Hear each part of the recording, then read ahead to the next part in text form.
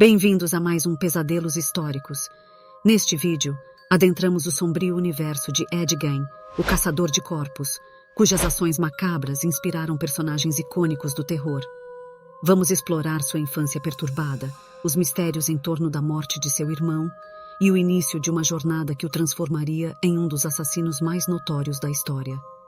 Prepare-se para uma narrativa que mergulhará fundo nos recantos mais sombrios da mente humana. O desaparecimento misterioso da proprietária de uma loja de ferragens em Plainfield, Wisconsin, deu início a uma das histórias mais intrigantes e macabras da história dos Estados Unidos. Os crimes cometidos por Ed Gein, embora não tenham deixado um grande número de vítimas, inspiraram a criação de pelo menos 3 personagens famosos do mundo do terror: Norman Bates, de Psicose, Leatherface, de O Massacre da Serra Elétrica, e Buffalo Bill, de O Silêncio dos Inocentes. Edward Theodore Gein, mais conhecido como Ed Gein, veio ao mundo em 27 de agosto de 1906, na tranquila cidade de La Crosse, Wisconsin. Contudo, sua infância foi marcada por uma mudança para uma fazenda isolada, localizada a cerca de 190 quilômetros de sua cidade natal. Naquela época, Ed raramente deixava a propriedade, dedicando a maior parte de seu tempo a afazeres domésticos.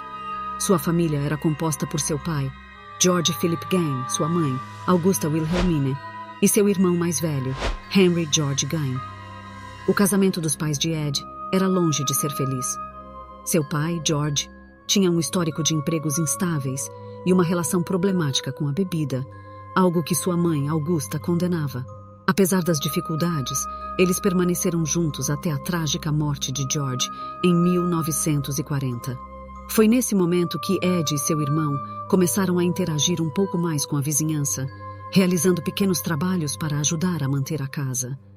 Em 1944, enquanto os irmãos estavam queimando vegetação na propriedade, um incêndio incontrolável atraiu a atenção dos bombeiros locais. Durante o caos do incêndio, os irmãos se separaram e Ed não conseguiu encontrar Henry. A polícia iniciou uma busca na fazenda e o corpo de Henry foi descoberto, deitado de bruços e aparentemente sem vida há algum tempo.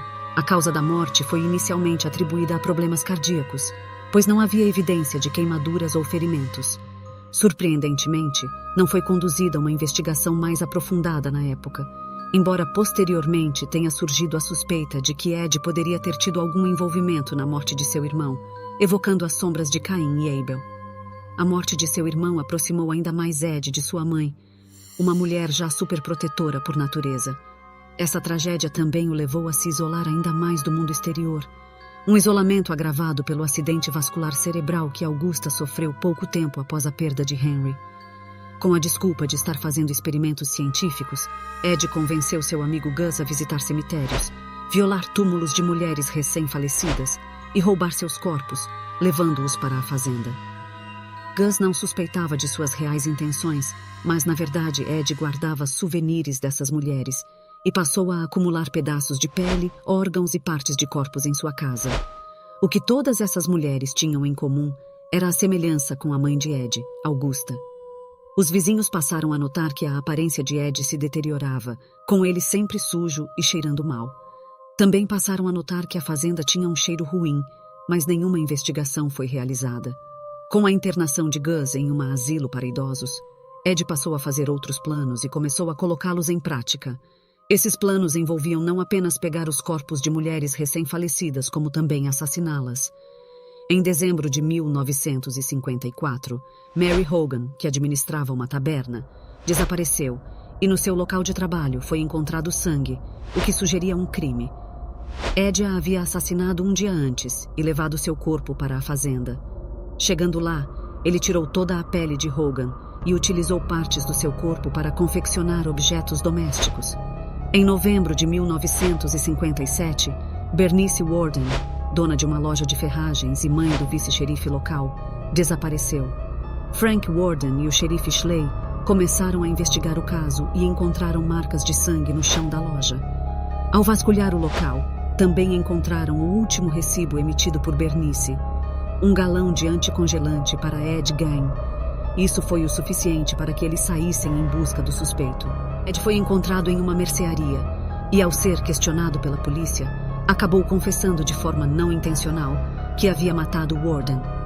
Ao chegarem à casa de Ed, os policiais se depararam com uma cena macabra. O corpo de Warden havia sido decapitado e estava pendurado pelos pés com uma barra nos tornozelos e as mãos amarradas. Esse foi só o começo do pesadelo que viria a ser descoberto na casa. O primeiro julgamento de Ed terminou em 21 de novembro de 1957 e ele se declarou inocente por insanidade. Ele foi diagnosticado com esquizofrenia e, por isso, não poderia ser julgado por seus atos, sendo levado para o Hospital Estadual Central para Criminosos Insanos, onde permaneceu por 11 anos. Em 7 de novembro de 1968, Ed foi novamente levado a julgamento após a equipe do hospital considerá-lo mentalmente estável. Sob juramento, um psiquiatra falou a favor de Ed, dizendo que o assassinato de Warden podia não ter sido intencional. Ed alegou que a arma disparou enquanto ele a manuseava na loja de ferragens e que ele não se lembrava o que havia acontecido depois.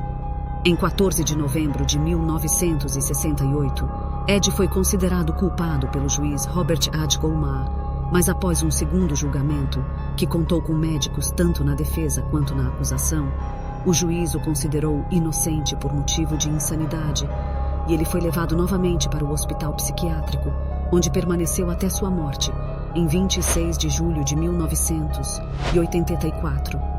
À medida que encerramos este capítulo sombrio na história de Ed Gein, somos lembrados de que a realidade muitas vezes supera a ficção em termos de horror. Seu nome ficou marcado na memória como um símbolo do lado mais obscuro da natureza humana. A narrativa de Gein nos faz refletir sobre as profundezas perturbadoras da psique humana e nos alerta para sempre olharmos em nossa volta e ficarmos atentos aos sinais sutis da insanidade mental.